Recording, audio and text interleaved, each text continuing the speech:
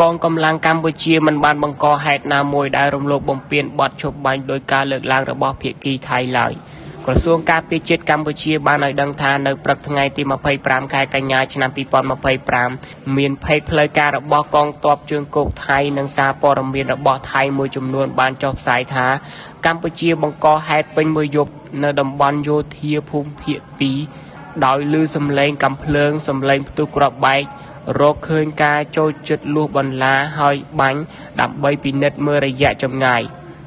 លោកជំទាវឯកឧត្តមសេនីយ៍ម៉ាលីសុជាតាអ្នកនាំពាក្យក្រសួងការពារជាតិកម្ពុជាបានបំភ្លឺថាកងកម្លាំងរបស់កម្ពុជាមិនបានបង្កហេតុឬធ្វើសកម្មភាពណាមួយដែលរំលោភបំពានលើកិច្ចព្រមព្រៀងបទឈប់បាញ់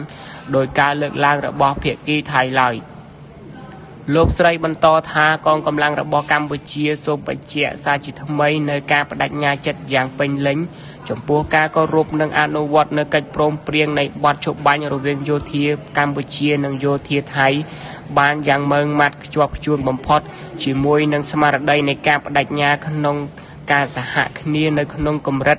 កម្ពុជាតែងតែរក្សានៅកិច្ចសហប្រតិបត្តិការល្អៗជាមួយគ្នាក្នុងនោះផងដែរក្រុមទំនាក់ទំនងរវាងកម្ពុជាថៃនៅជួរមុខគឺធ្វើការជាមួយគ្នាជាប់ប្រចាំថ្ងៃតាមរយៈការផ្ដល់ព័ត៌មានឬការបញ្ជាក់គ្នាទៅវិញទៅមកដើម្បីបញ្ជាការភ័ន្តច្រឡំឬការបង្កភាពតានតឹងណាមួយដែលមិនចាំបាច់